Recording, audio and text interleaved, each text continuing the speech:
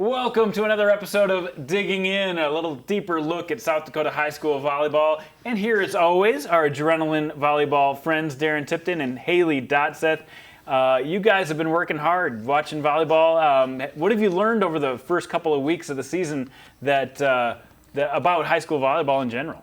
Yeah, I think it's been a crazy couple of weeks. Maybe this week was one of the quieter ones, which is crazy because still a ton happens. But this, I think, is the point of the season where we really start to see those top teams take charge, and maybe some of those, 4, 5, 6 level teams figure out who they are. Yeah, I think one thing we've touched on, but the biggest probably is Woolsey-Weston's story again is the biggest story so far, and just the depth and parity in Class B.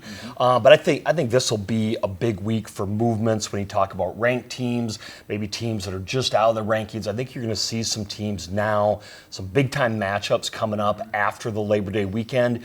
Teams are going to start playing more frequently, and for the most part, they probably have their rotations, their lineups set.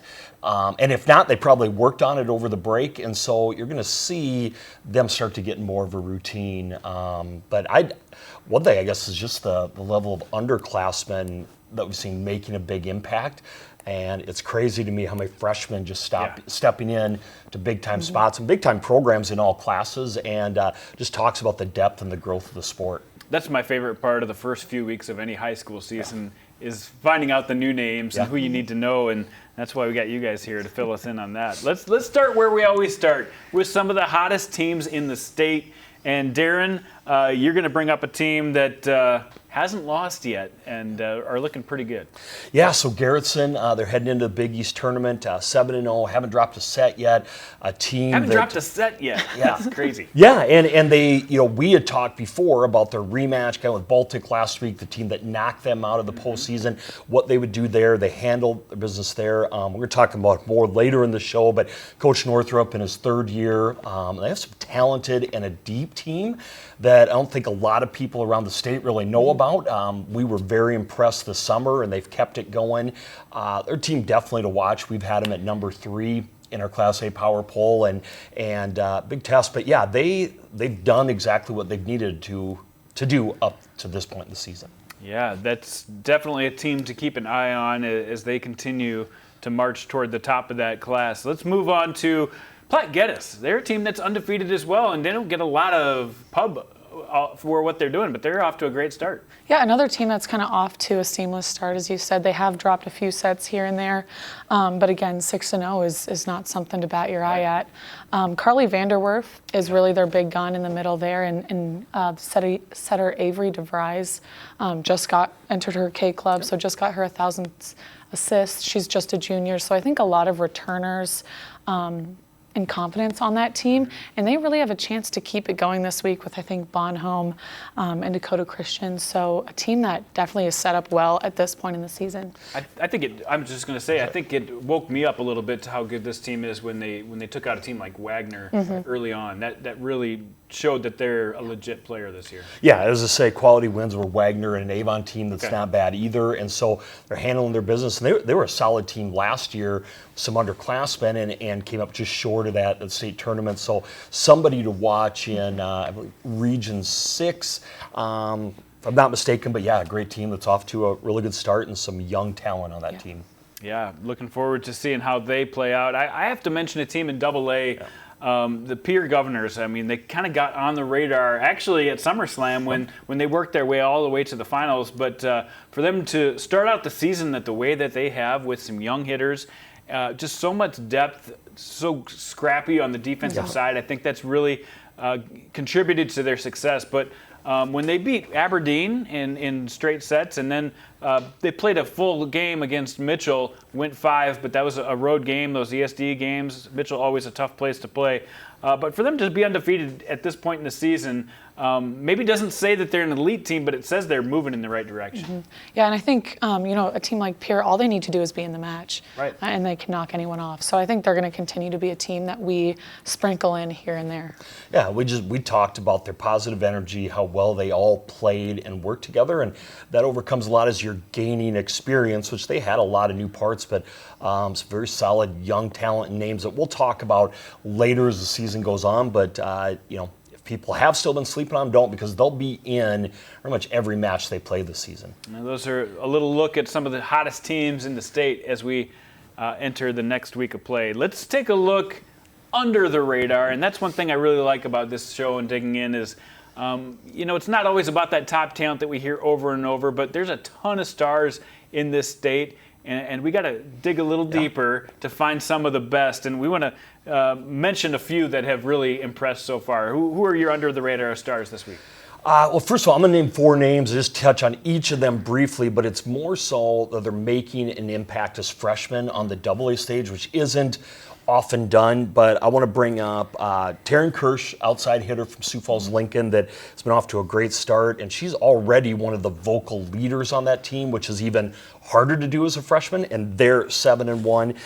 Emery Brosnahan from Jefferson, we talked about that whole team being new, but it's her stepping in at outside, playing all the way around. She had a great, I think 6 kills in the first set the other night against Washington, so stepping in her job, and then in Harrisburg starting 2 freshmen from the beginning of the year. Maggie Meister starting at setter and playing with her sister, learning that position as she goes, but she's just a gym rat who's going to do big things and kind of taking over control of that offense. And then Caitlin Snoozy, we talked about her a lot in the club season, but her stepping in from day one as an outside for Harrisburg is going to continue to just get better and better. But for them to be thrown on that stage and be successful early on is really impressive, and a lot more names. Those are 4 in the Metro that have just kind of jumped out immediately. Yeah. I think that's how you can tell that this sport is growing in South Dakota and Sioux Falls because,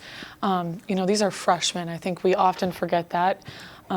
To make that big of a sound that young, I think, is huge, and just to attest to how big it's growing. And I think we had talked a little bit just watching that class in general. You just see some things. That freshman class we talked about this summer is not afraid to compete with anybody. Mm-hmm. I know a lot of them don't act like freshmen, and it's a very deep class, but some of them are doing big things, and it's just a little more uncommon on the AA stage for freshmen to get that chance right away and then be successful. Yeah, they're growing pains and they're learning, but again, to play in the biggest class, really impressive. And so there's just 4 of the names that are off to a great start. If you're getting into high school volleyball, now is a good time because the future is bright, yes. and you get to follow these stars for several years. Who do you have, Haley, for our stars under the radar? Yeah, so I know Darren talked about Garretson earlier. I'm going to pick one of the standout players on our end, which is Logan Bly. And she's a middle blocker who has the perfect trio. She's long, she's quick, and she's powerful. That is so hard to defend at any level, really. So the fact that they're able to get off to such a hot start, I think, is super attributed to what she does in the middle. And then pair that with all the talented and even players on that team. Really hard team to defend, but we love Logan Bly's attitude as well. So overall, great athlete and definitely deserves some recognition. That's a name you need to know because she's doing big things, and like you said, Garretson hasn't lost a set yet this year. They've got some good leadership with Logan Bly. My star under the radar, Copper Lurz, and maybe she's not that much under the radar because she gets some all-state recognition, but I think she's under the radar just because she plays in Phillip. Right. And this is a West River school that doesn't see the same competition as the rest of the state. But year in, year out, she has been a star for the Scotties. And right now she's averaging about 5 kills per set, and her efficiency is high too, hitting over a 300% this year. And she has been invaluable to what the Scotties are trying to do to build up a program at Phillip.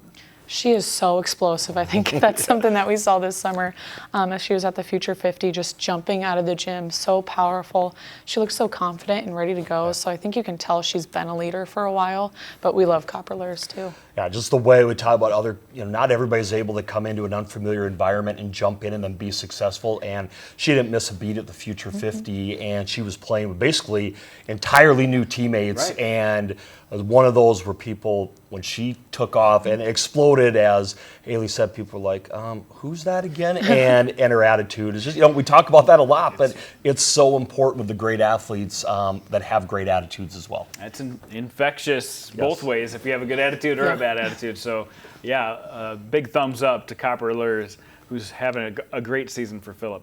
Let's move to some statement matches for this week. And the statement matchups, not necessarily always the biggest games of the week, but a chance for these teams to really have a statement. And at the Arlington Tourney, I think there's several teams that have a chance to make a statement. What do you guys think?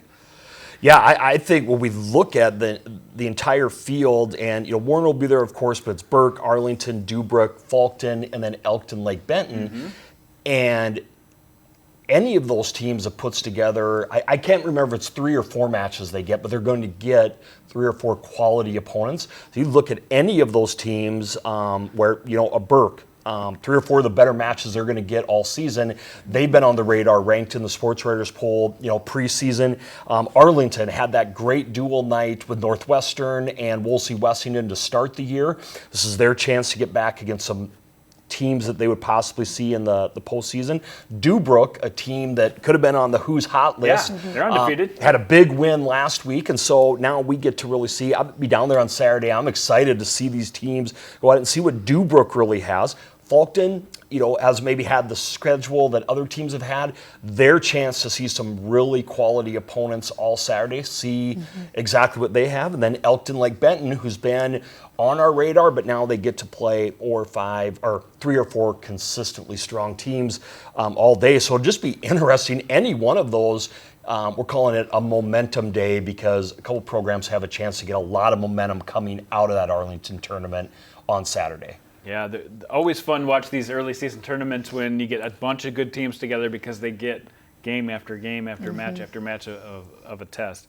Let's talk about another congregation of teams. We got the Big East Conference Final coming up as well.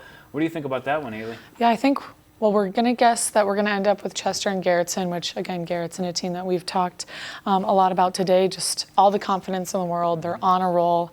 And then a team like Chester, who's really looking for that defining win and some health, really, to turn around the season. I won't say turn around, not that they're having a bad season whatsoever. But just make their statement and get ready for, the second half, if you will, of the season. So I think that'll be a really interesting matchup. Class B, Class A clash. I'm so excited to see where that takes those teams. And everybody knows me knows I'm a huge fan of conference tournaments. I wish every conference would have one, and it's a great way because these guys are rivals. They know each other. They have to get to that Saturday night, but Chester's been off for a little bit, and one of those teams I think took a longer break after the Huron tournament, and so they've had a lot of practice time. I'm sure they're really ready to get playing, but that would be a great matchup, and it'd be a nice test. Either way, again, if those guys faced off, that could be a huge statement win for either one of those teams. And now I know we're predicting that they're going to get there, but right, got to play those matches. Yeah. But it looks like a good shot. Yeah, and for us, that would be a rank. That'd be 2 ranked teams squaring off, and that would be a huge win, seed points wise and momentum wise for both of them. Yeah. Another one to keep an eye on for sure. Now, going all the way to next Tuesday, we've got a really good Class AA team going against the number 2 ranked Class A team. Dakota Valley takes on Harrisburg. A chance for a statement for both of these two teams next Tuesday. Yeah, I think this is really hitting the nail on the head of statement because Dakota Valley, a token AA win is huge for that team. And Harrisburg, beating a really good Dakota Valley team with some awesome defense would be huge for both teams. And I think you're going to see whichever team win take a step up that next week. Yeah, and I think we talked with both of these teams, does really similar where maybe they have younger lineups, so they're gaining momentum. Harrisburg has a lot of new pieces, and every time they step on the court against a quality opponent, they have to get better, right? And it's just now this is their next test to knock one off. They played some tight matches. Now it's another test to beat a quality opponent, and Dakota Valley gets to play another strong AA opponent, and we've talked about that with Northwestern, with Sioux Falls Christian, with Chester even going to the Huron Tournament. That makes you better competing against a strong team. So it should be a great match. Now, I didn't have this on the list for statement matches, but tonight is one that you guys are going to head to. One of the biggest games in the state every year, and it's one of the first times we haven't seen Warner and Northwestern at number 1 and 2. It'll be a lot of interesting. Just tell us what you guys are going to do up there and what you expect to see on the court tonight between Northwestern and Warner. Yeah, so we'll be doing our first live show here at 4 o'clock, so maybe right after this, right as this is airing. But so jump on and join us for that. And we're just going to talk to a lot of the alumni, the coaches we'll have on, just make it more of like a special event. We won't do any of the live volleyball stuff during the action. We're going to soak it in at that time, but just previewing it and making it as special as it should be, because it is one of the most tokened matches in South Dakota every year. Yeah, so if this gets done here at 3:30, we're going to hop in our DeLorean and hop right up to Aberdeen real quick, and we'll be on air in 30 minutes. But no, it's just our first live show is something we're trying to get going. We've done this at the state tournament every day the last couple of years. It's had some good success. We did it from the Huron tournament. So it's kind of a pregame show where we'll be kicking off that match. We have some interviews. Haley's done some awesome stuff with some video editing, some interviews, some stats on the rivalry, but also we're going to be previewing kind of the night and the weekend ahead for South Dakota volleyball. So it'll be more than just that match. It'll be kind of kicking everybody off and just a way to get people pumped up for volleyball tonight, that rivalry, and then for the weekend. And we hope to do more and more of those live shows to kind of our own little pregame show, I guess. If you're a volleyball fan, I highly encourage to check out Adrenaline Volleyball and what they do with their coverage of the sport. It's been fantastic. Let's move on now to our Player of the Year candidates. So each week we'll introduce you to 3 players who deserve to be recognized in the group of potential Player of the Year in their classes. And we're going to start out tonight with one that you want to add from Faulkton, Darren.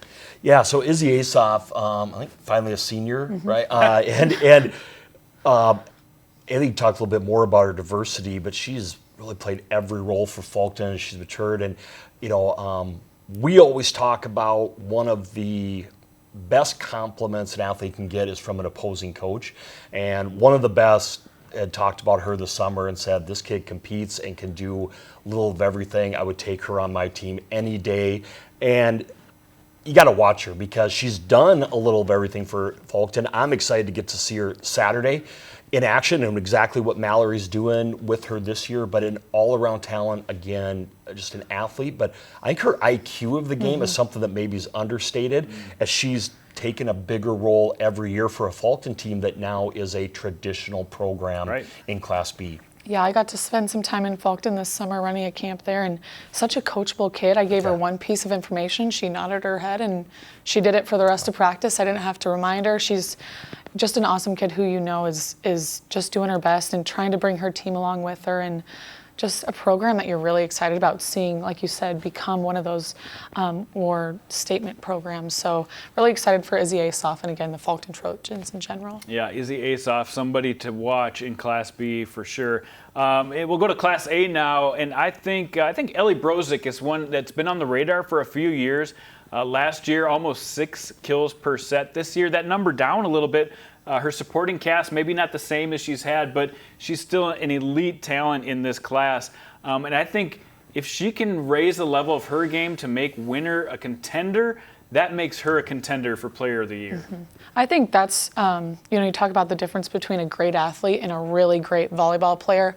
That's where you can find, a way to pick up the rest of your teammates and pick up the game as a whole there. So I think that's what we're looking for in Ellie Brozik for the rest of the season. Right, and maybe what she does with her all-around game, she's always been a great attacker and that big arm, but how does she take her all-around game to the next level? Because she'll have to do that this year. But you're right, if she can lead them to a big year, it definitely gives her credit because maybe it doesn't have all the additional pieces that maybe they've had in the past at Winter.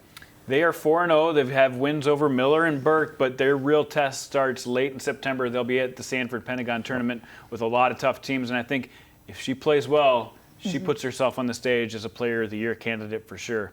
Let's move to Double A. A ton of candidates in Double A, but we're going to find a team that has a ton of candidates themselves, Washington.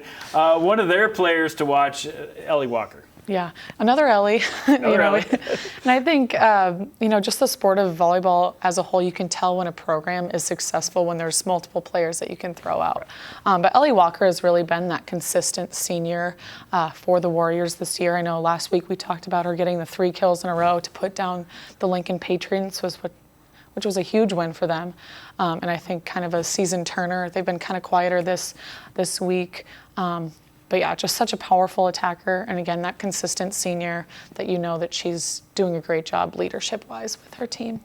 Yeah, to look at her being the go-to early, her all-around game, which people might not talk about a ton, but also I think you guys probably that emotional leader right now, and they're mixing in some young pieces as well. And we've talked about that doesn't happen unless they're welcomed by the seniors, and I think she's as much of that welcoming, positive, energetic force for them. Her serve has always been one of the tops in the state for the last couple of years. She can attack when she gets the set, but she just overall leadership and knowing that at least right now she's kind of been the early go-to, but she's got an all-around game that has developed over the years, and it just, to us at least, just appears to be another one of those energy givers and positive players. I noticed at the end of last volleyball season, she was a multi-sport athlete. She decided, I'm going to focus on volleyball, and I think the switch has flipped this year, and you can see that focus paying off. She got a scholarship to Augustana. She's playing excellent volleyball to start this season off, and the serve has never looked better. I mean, she really delivers a powerful serve. One thing, too, just on a side note, Haley could talk a lot more to this, the strength training of college. Right. Ellie is one of those kids, probably has worked as hard in the weight room year-round as anybody in the state, and it shows. I mean, that's that difference at college, is just the physical strength and endurance on a body, and Ellie has that right now because she's put the time in, and her body holds up. She's more explosive at times, and so credit to her just for how hard she works off the court as well. Yeah, I won't get on my soapbox about female strength training in sports, but I think that's an athlete like that, you can tell she's only heating up right now. She's going to get on a roll later in the season too. She's not going to run out of gas, and that's what your body needs throughout a whole season like this. For sure. So a few candidates to watch, and like we said, every week we're going to add 3 more to the mix, so we'll be talking about a lot of really good players throughout the year. Let's throw the free ball up, and anything we might have missed that we want to address. Darren, you talked maybe about AA being, you got the halves right at the top, the elite teams, and then it's hard to decipher the rest of the class. Yeah, I think we're kind of looking, Pierre has kind of moved in that number 4 spot and is off. They've done what they've needed to do so far. 1, 2, and 3 with O'Gorman, Washington. Lincoln has played great. Their only loss of 5 set. It's kind of looking for that 5th team, and that team that plays consistent on a night in, night out basis, and just looking for a team to step up and play consistent, not to be close, but also to get some big wins. And so my thing would be just that question mark maybe at number 5 in AA. Yeah, and the thing about AA too is that it only heats up throughout the season. They're going to play each other multiple times, so I think that's where we're really going to see teams solidify themselves or even make it even a bigger jumble with multiple wins and losses against different opponents. Yeah, to me, I mean, Brandon Valley isn't off to the start that they maybe thought they were going to be off to, but I think they're a contender right there. I think Roosevelt, with a losing record, might be one of the best teams in the state, so keep an eye on them just because they didn't start out that way. And then even teams, Mitchell, Huron, Aberdeen Central, I mean, all these teams have a chance to elevate themselves as the year goes on. Yeah, and I think all those teams you've named have been close. It's just, again, the question mark about which one takes that step and rather than being in a 5-set match, wins a couple 5-set matches, which is what Washington's done. Lincoln's won a couple tight matches. Pierre has overcome a couple of those. So what's that next team that does that? And I understand it's September, but I guess if we're looking for something we're looking for, that's a question mark right now, is what is that next team that kind of gets on that roll and starts pulling out some of these close matches there. And Harrisburg's another one. It's been in some tight ones, and as they get more confidence, we're just one more team to step up because there's so much parity in that class. Right. I mean, we didn't even talk about Stevens either. That's a team that's definitely down from where they were a couple of years ago, but they played in a tournament and did pretty well last week too, so they're looking to get back in the hunt. You could go through the entire list of AA teams and say exactly what Darren said, is somebody's got to take that next step up, and it'll be interesting to see how that evolves over the next couple weeks. All right, anything else you guys are working on that we'll watch for you at the Warner Northwestern match coming up, but anything else you guys want to plug before we go? Nope, just make sure you're keeping up to date on our live ticket page. If you go to that liveticket.tv homepage, we have a little Adrenaline Volleyball button. Click on that, and that has all of our latest shows on it. So keep caught up there. Yeah, so today's a big day for it. We're excited. I guess I'll be at the Arlington Tournament a little bit on Saturday. Now that Labor is over and I'm not in charge of technology, we'll be back on Monday. The boss is back, so we're back with our Monday night show. And just keep sending us stuff. The cool thing is we start to get a lot more input from athletes. And Yes. That's where we're really excited, getting some good questions, some good feedback. So please just follow us along and let us know about who we should know about. It makes it way more fun when you guys get involved out there. And thank you for those of you who've been watching and sharing this show as well. We keep seeing increases in our following that way too, so we appreciate you guys. So for Darren Tipton, for Haley Dodseth, until next week, thanks for joining us on Digging In. All right, thanks guys. Thanks, bud. Sweet. Thank you. Hopefully my Followed along, voice Travis, wasn't, good job. hopefully my voice wasn't too annoying. No, it was good.